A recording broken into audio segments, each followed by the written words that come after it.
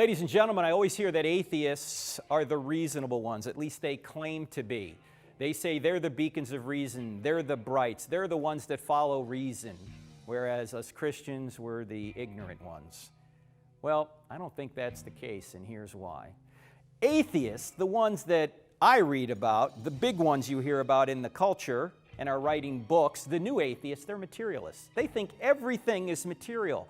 They don't think there's any immaterial or supernatural realm. Well, if that's the case, then we're not really reasoning, we're just reacting. Why? Because if there is no immaterial realm, we don't have a mind, we just have a brain.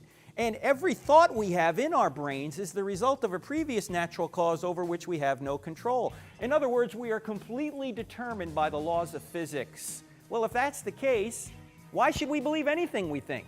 Why should an atheist believe atheism is true if the reason he thinks atheism is true is because the laws of physics have determined that he would think it was true?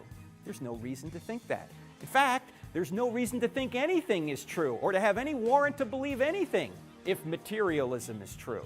You see, the problem with materialistic atheism is it has destroyed all tools necessary to be reasonable. Ironically, the people who are most reasonable, in my judgment, are those that believe in an immaterial realm and believe that we have free will and believe we're not determined by the laws of physics. And those people are called theists, and more specifically, many of them are called Christians. So, atheism, in my view, is unreasonable. They've made reason impossible by their worldview of materialism, whereas Christians have a warrant to believe what they believe because we believe in an immaterial realm, including the realm known as reason.